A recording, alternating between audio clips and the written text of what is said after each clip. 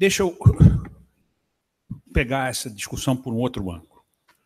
Nós estamos assistindo um ciclo muito diferente dos ciclos que a gente estava acostumado a ver na economia brasileira.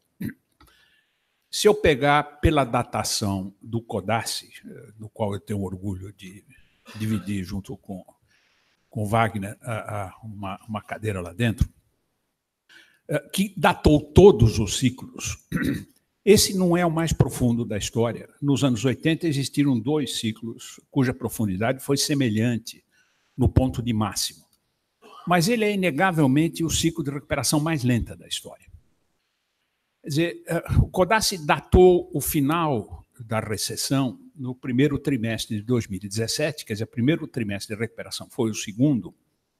Daí em diante nós tivemos um crescimento do PIB de 1,1%, e em 2018 um crescimento de 1,1%. Eu não vou me referir às estimativas que tinham no começo desse ano, porque elas foram revistas profundamente. Primeiro, pela mudança que teve no comportamento do PIB do último trimestre de 2018 e agora pela mudança muito importante do primeiro trimestre de 2019, cujo resultado nós vamos conhecer daqui a pouco, e o que os indicadores antecedentes nesse momento do tempo estão indicando.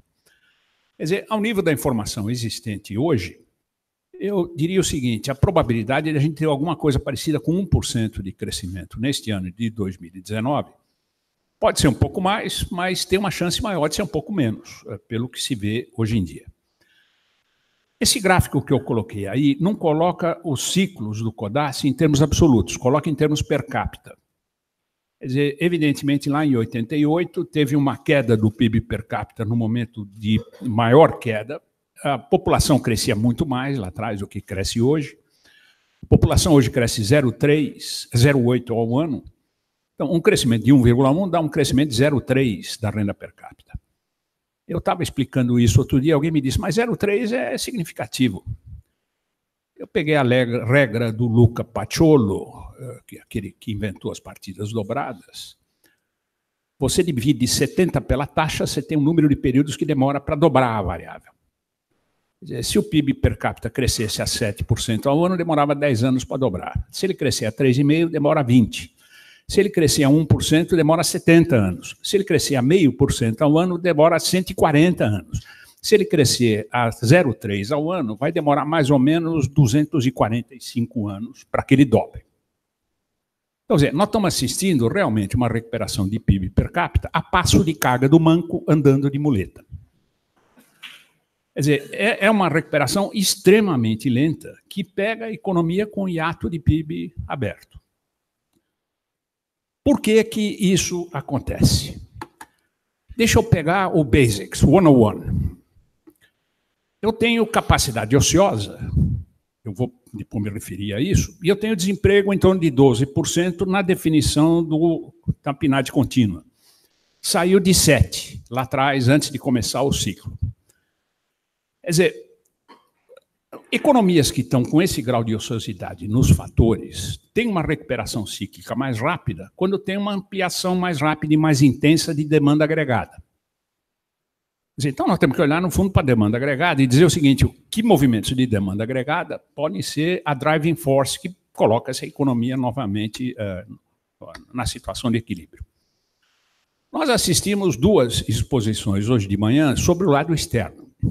O Zé Júlio mostrando que a exportação, que podia ser um driver da exportação brasileira, dado o comportamento de desaceleração da economia mundial, e dada a queda de preço de commodities, perdeu essa capacidade.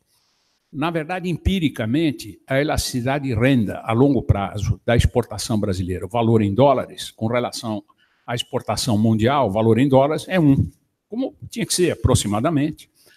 Quer dizer, se o mundo desacelera e caem os preços de commodities, a exportação deixa de ser um driver. Ela foi um driver muito importante em 2010. Quando nós saímos da recessão de 2008, 2009, um grande pedaço daquilo veio da enorme expansão que nós tivemos das exportações, que, pelo efeito multiplicador, produziam um aumento na demanda agregada. A segunda componente de demanda agregada que a gente podia ter aqui dentro se chama consumo do governo.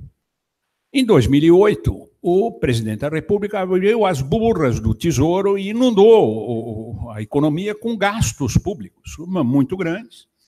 Os estados já tinham problemas, mas não tinham ainda tomado consciência de que o problema era tão profundo quanto era, continuavam gastando.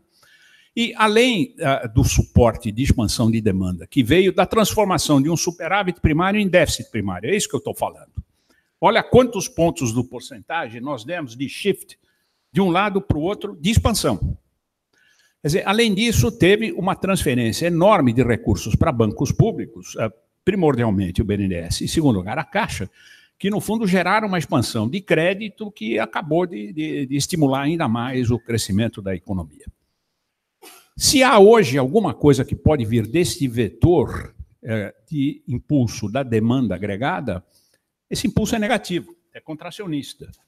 Ele é tanto mais contracionista, quanto mais o governo tiver sucesso, e eu acho que espero que ele tenha, em manter o teto de gasto e aprovar uma boa reforma da Previdência, e ele é tanto mais contracionista, quanto mais for a capacidade que ele tiver de colocar os estados numa trajetória de contração.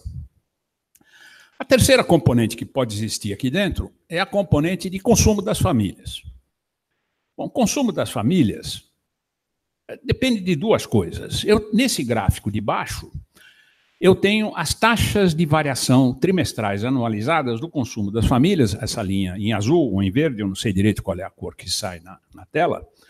Aquela linha amarela, você passa para a frequência trimestral os dados mensais das vendas reais do comércio do IBGE. A fonte é a mesma, uma é parcial, a outra é o consumo total. Você vê que, olhando para as vendas reais do comércio, você tem uma noção muito clara de como é que está avançando o consumo das famílias. Nós já temos o último trimestre fechado para a venda real do comércio. Ele está mostrando um crescimento pequenininho do consumo. Na verdade, existiram dois pontos onde o consumo das famílias se expandiu mais, que foram os dois momentos nos quais nós tivemos a liberação das contas inativas do FGTS e a liberação dos depósitos do PIS/PASEP. Fora esses dois picos, todos os outros foram menores. Bom, o consumo das famílias pode ser um driving? Bom, em primeiro lugar, naquele primeiro gráfico, que eu falei pouco sobre ele, a renda per capita está ali 9 pontos de porcentagem abaixo de onde ela estava. E estável. Quer dizer, eu sempre aprendi que renda per capita é a variável-chave para explicar consumo. Quer dizer, na medida que ela não cresce, como cresce o consumo? Em segundo lugar, eu tenho os dados do mercado de trabalho que também me mostram uma situação complexa, porque eu tenho 12% de desemprego pela PNAD contínua. Se eu incluir os subocupados na taxa de desemprego, isso vai para cima de 20%. Se eu botar o desalentado também, ele está perto de 23%, 24%. Quer dizer, uma coisa é um indivíduo ser despedido, ele tem um contrato de trabalho. Ele tem uma certa segurança no emprego. Se ele for despedido, ele recebe o 13º e férias proporcionais, mais o fundo de garantia, mais multa, etc. Se ele tiver informal, não. Nós tivemos crescimento de população ocupada basicamente informal, muito mais do que formal. Só recentemente nós tivemos um pequeno respiro de crescimento de alguma contratação adicional formal pela PNAD contínua, não pelo CAGED, que é uma diferença entre os dois. Quando eu olho para isso, eu diria o seguinte, é muito difícil imaginarmos que o consumo das famílias possa ser uma força de recomposição da demanda e tirar a economia da recessão. Aí eu olho para a formação bruta de capital fixo. Naquele gráfico de cima, aquela curva amarela é a curva do PIB. Entre o pico que ela teve, que foi no último trimestre de 2014, e o último dado, que é o último trimestre de 2018, que é o do ano passado, ela tem 5 pontos de porcentagem de queda. Esse é quanto o PIB está abaixo. Formação bruta de capital fixo está quase 30 pontos abaixo. Quer dizer, desabou a formação bruta de capital fixo em proporção ao PIB. E deixa eu olhar para a perspectiva. Mais ou menos 40% da formação bruta de capital fixo é uma coisa que se chama construção civil. Bom, aqui tem uma perspectiva na frente, muito mais do que a construção civil urbana, os apartamentos, essa coisa que foram facilitadas com aquela MP que disciplinou o distrato. e que tira o risco dos construtores e, portanto, deixa os construtores mais apetitosos para poder construir, o impacto que isso tem na formação bruta de capital fixo não é grande. O impacto maior na construção civil vem de uma coisa que se chama infraestrutura. E aqui eu acho que tem uma possibilidade muito grande, se a gente olhar para 2020 e 2021, de ver aqui um impulso relativamente grande vindo da construção civil. Há uma série de questões. A primeira, eu acho que tem lá um ministro competente, que, no fundo, está olhando para isso tudo. Eu acho que ele se convenceu de que tem que fazer leilões competitivos, abre para o setor, para os estrangeiros entrarem, aquele temor que existia, o estrangeiro fica descasado em moeda, como é que ele vai financiar a dívida dele em dólar se ele tem receita em reais? Desculpa, o mercado de capitais do Brasil ressurgiu. Quando o governo passado resolveu extinguir a TJLP e criar a TLP, tirando o subsídio do BNDES, e pisar no freio do BNDES, no sentido de tirar aquela linha direta do Tesouro para o desembolso do BNDES, ressurgiu o mercado de capitais privados com muito vigor. Quer dizer, o crescimento de debêntures privadas hoje em dia é muito maior do que o encolhimento que você tem em debêntures do BNDES. E a taxa de juro de uma NTN-B de 2040 a 2050 está só ligeiramente acima de 4% ao ano. E a perspectiva é da taxa de juro ficar baixa por um extenso período. Vamos dizer, você tem hoje fontes de financiamento de capital estrangeiro para dívida em concessão de porto, de aeroporto, de estrada, do que você quiser. Tem os leilões competitivos, tem, no fundo, uma tentativa, e eu acho que com sucesso, de colocar uma estrutura regulatória que tire riscos regulatórios. Quando eu olho para isso, eu tenho que ser otimista com relação ao crescimento de construção civil. Eu acho que ela vai dar uma contribuição importante para o desenvolvimento, mas eu vejo também que, para você ter esses projetos e sair para os leilões, você precisa dos projetos, quer dizer, você precisa do desenho dos leilões. E o que o ministro tem dito é que isso irá acontecer em 2020, não em 2019. Portanto, a construção vai começar em 2021. Quer dizer, nós estamos falando de uma coisa que virá lá na frente. Não podemos contar com isso por enquanto. Esse não é um driver agora de expansão de demanda. Bom, mas tem o drive dos investimentos da indústria. Aquele gráfico de baixo mostra que se o PIB caiu, ele está 5 pontos de porcentagem abaixo do pico prévio, o da indústria está 15 e está parada, o PIB da indústria. A indústria, além de tudo, tomou uma crise da Argentina que, no fundo, cortou a demanda de produtos manufaturados exportados pelo Brasil e é um dos responsáveis. Quer dizer, evidentemente, você tem capacidade ociosa maior em certos setores, produção de bens duráveis ou produção de bens de capital, é muito maior do que produção de alimentos industrializados, que, principalmente os alimentos de qualidade menor, na qual a família, quando perde renda, aumenta o consumo desse tipo de alimento. Mas com 15 pontos de porcentagem de queda no PIB, nós temos que ter uma capacidade ociosa muito grande. Por que um empresário como esse iria investir em aumento de capacidade se ele tem capacidade ociosa? E, principalmente, se ele tem uma incerteza, se ele olha para a renda per capita, essa que eu estou olhando, e vê que ela está parada no Brasil. Quer dizer, como isso aqui cresce? Se o Brasil crescer num ritmo de 2,5% ao ano, essa renda per capita ainda vai demorar uns 5, 6 anos para chegar no pico prévio. Quer dizer, você não tem uma visão de expansão de demanda que, no fundo, seja indutora de um aumento de investimento mais forte. Quer dizer, diante de um quadro como esse, e diante da incerteza que vem no plano político-fiscal, quer dizer, qual é a qualidade da reforma da Previdência, o governo vai conseguir manter a sua estratégia e o seu objetivo de consolidação fiscal ou não. Quer dizer, isso tudo, no fundo, retrai os investimentos e te diz o seguinte, nem os investimentos são uma força indutora da recuperação. O melhor quadro que você pode tirar numa situação como essa é o quadro que você tem uma economia que vai se arrastar num processo de recuperação, de novo, a passo de carga do manco e de muleta. Quer dizer, é muito vagaroso esse tipo de processo.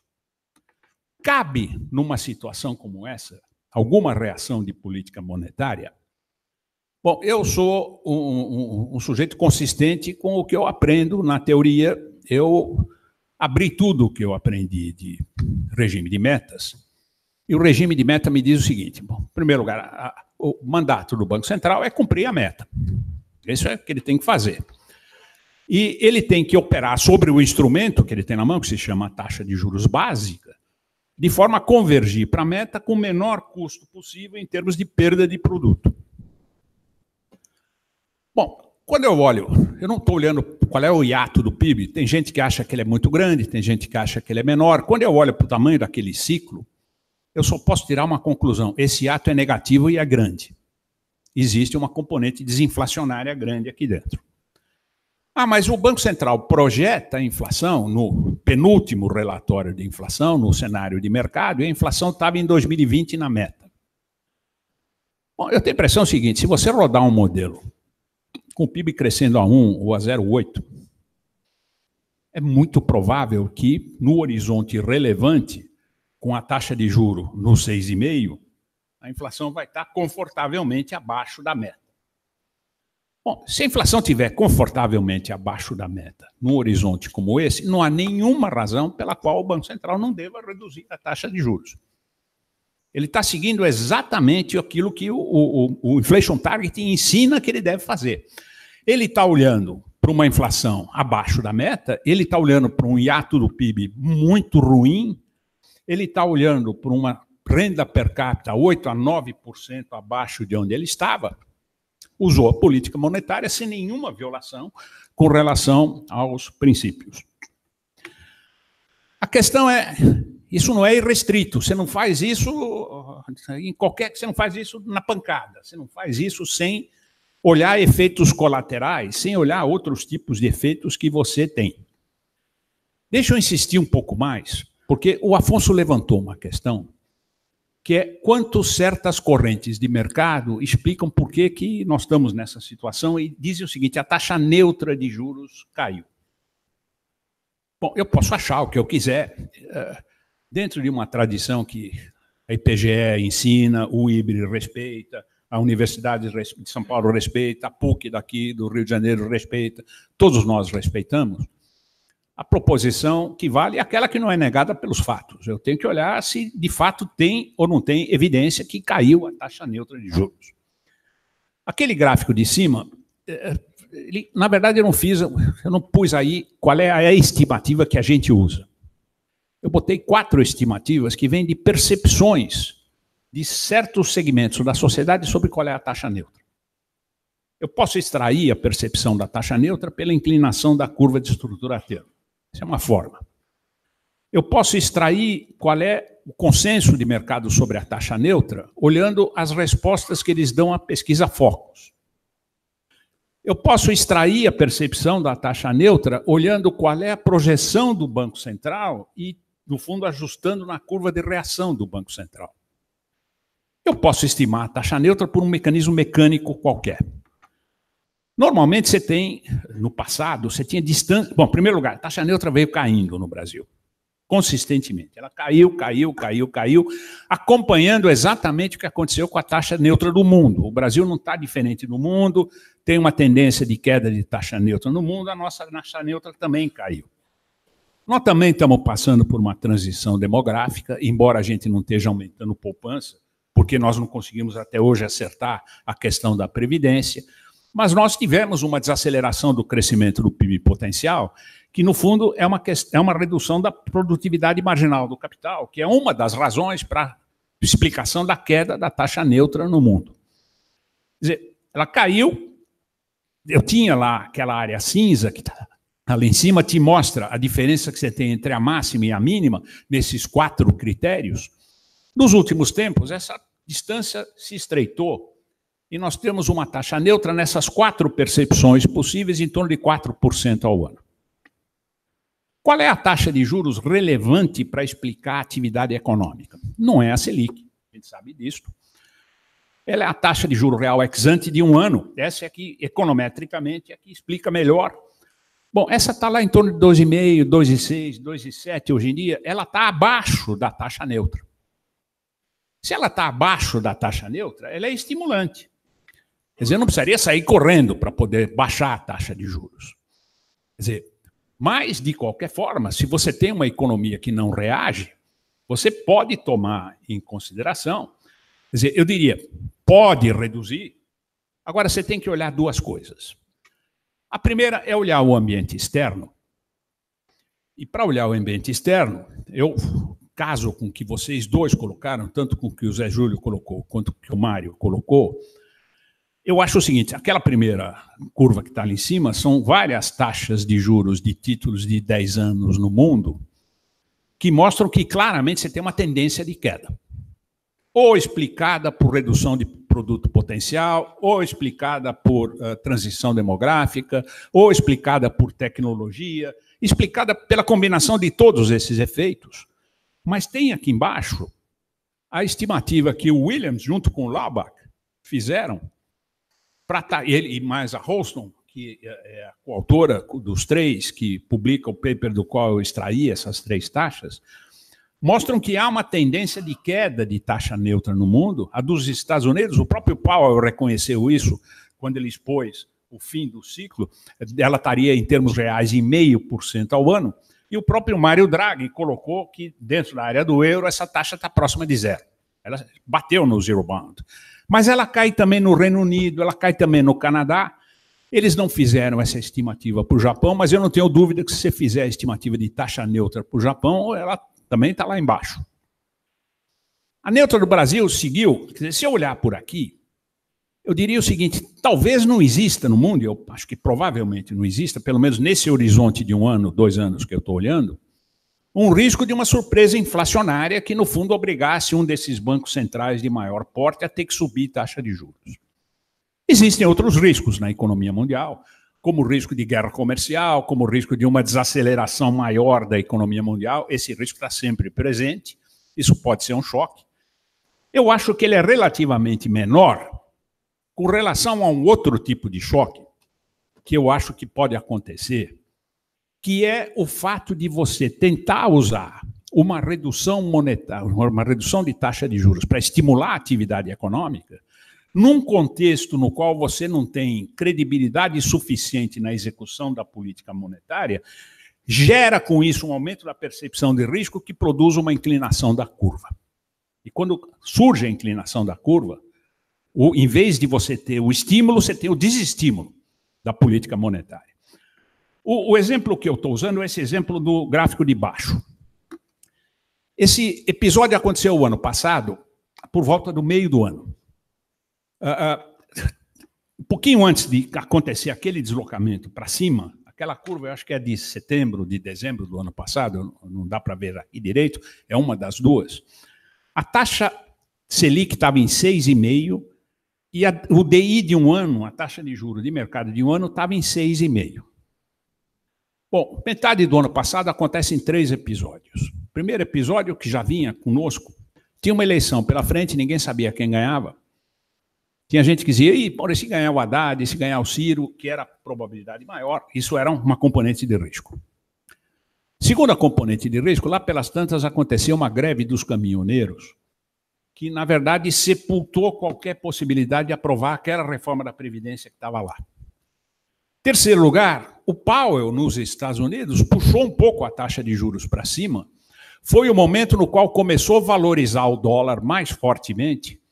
Quando começou a valorizar o dólar mais fortemente, os capitais saíram dos emergentes e foram para os Estados Unidos, e teve 2 emergentes que ali foram à garra. Um chama Argentina, e foi parar no fundo, e outro chama a Turquia, que, na verdade, teve uma forte depreciação da lira turca, com uma reação muito forte de subida de taxa de juros. Para onde foi a taxa de juros de 1 ano? Ela foi para 8%. Quer dizer, o DI de 5 anos, que hoje em dia está perto de 8%, ele foi para 12%. O de 1 ano, que estava em 6,5%, foi para perto de 8%. Volto para trás, naquele gráfico de baixo, aquela linha azul, é a taxa de juros ex-ante de 1 ano. Ela abriu o ano a 2,5%, quando a curva inclinou, ela foi para 4%. Depois, quando o Banco Central não fez o que o mercado pediu, se ia subir a taxa de juros, interveio no mercado de câmbio, interveio na compra de longos, fez leilões de compra de papéis para acalmar o mercado, a curva voltou para onde tinha que estar. Suponha que você tenha uma reforma da Previdência muito tecnicamente e economicamente muito boa, que aprove a idade mínima, tire privilégios, tenha regras que, no fundo, te mostrem um horizonte pela frente e te dê uma economia razoável, 900, 1 trilhão, algo parecido. Bom, uma situação como essa, o sujeito diz o seguinte: a política monetária não é independente da política fiscal, ela não é feita no vácuo, ela sofre o condicionamento da política fiscal, o decisor é outro, mas o erro ou o acerto da política fiscal está condicionando a política monetária. Ele vê essa economia recuperando desse jeito muito lento e produz 1 ou 2 cortes de 25, mesmo porque não adianta produzir muito mais, porque não há milagre que a política monetária possa fazer numa situação como essa. Ele está dando muito mais, um gás adicional para ver se libera um pouco o espírito animal dos empresários para que eles comecem a investir mais. Aí as coisas funcionam. A taxa de 1 ano fica baixa, ou ela pode até cair, e gera um estímulo que, no fundo, ajuda a economia. Agora, se o Banco Central, numa situação como essa, diante de um fracasso ainda parcial na aprovação da reforma da Previdência, diz: eu vou baixar de todo jeito. Baixa numa forma inconsistente com o caminho indicado pela política fiscal, o mais provável é que você tenha uma subida de prêmio de risco. Eu só vou dar um exemplo para vocês. Eu gosto de fazer um exercício no qual eu ponho no eixo vertical o rating de uma agência. Eu prefiro colocar a S&P, porque eu tenho já os dados deles, ela essa que fica, mas funciona que você fizer com a Moody's também. No eixo horizontal, você põe a cotação do CDS, você pode pegar de 5 anos ou de 10 anos, o que você quiser. E cada ponto nesse gráfico é um país. O CDS e o rating, o CDS e o rating. Todo mundo que fez esse exercício vai encontrar uma belíssima nuvem de pontos concentrada em torno de uma reta. A reta é a média, quer dizer, se a velocidade de ajuste na percepção da S&P fosse a mesma do mercado, todo mundo tinha a mesma, estava todo mundo em cima da reta, ou muito mais próximo da reta do que está. A cotação do CDS brasileiro hoje, quer dizer, o rating da S&P, o Brasil está 2 notches abaixo do grau de investimento. A cotação do CDS do Brasil é 1 notch abaixo do grau de investimento. Está pressuposto que, com a reforma da Previdência, pelo menos é o meu entendimento, exista a possibilidade de, em 6 meses, 7 meses, 8 meses, o Brasil ter um upgrade de 1 notch. Depois ele vai ter que esperar mais tempo para virar grau de investimento ou não. Quer dizer, depende da qualidade do programa. Se for 3 anos, 4 anos, 5 anos. Mas há, nos preços, um certo reflexo de que a qualidade da reforma da Previdência não é ruim, ela é boa. Bom, se ela vier boa, o CDS fica aí. E o CDS, o câmbio, e a Bolsa e a inclinação de juros, eles não caminham matematicamente iguais, mas eles têm movimentos na mesma direção. Vamos dizer, um bom respaldo fiscal, eu não vejo problema de usar uma dose monetária adicional. Mesmo porque você também vai estar aumentando o investimento, você vai estar, no fundo, induzindo as pessoas a gastarem mais, porque caiu o grau de incerteza na economia. Pastor, está concluindo? Estou concluindo. Agora, se você, essa é a última frase, se você for para o outro lado, o mais provável é que você tenha uma inclinação da curva. E se você tiver uma inclinação da curva, em vez da redução da taxa Selic produzir um estímulo, ela vai gerar um desestímulo. É nesse sentido que eu digo o seguinte: a política monetária não tem a liberdade plena de tomar qualquer decisão desvinculada do restante da economia. Se nós quisermos saber qual é o futuro da política monetária, nós temos que abrir uma outra questão aqui dentro. Eu até acho que eles podem baixar. Eu não estou dizendo, concordo com você, há circunstâncias nas quais isso é muito claro. E se você olhar para o hiato do PIB, olhar para tudo isso, olhar para a inflação, enfim. Só que tem um contexto global, macroeconômico e político, que são contextos que, no mínimo, reduzem em muito a eficácia da política monetária. Você não pode querer que ela faça tudo, ela tem limites, e dentro dos limites que ela tem, ela não é a tábua de salvação para a economia brasileira na situação que ela está hoje.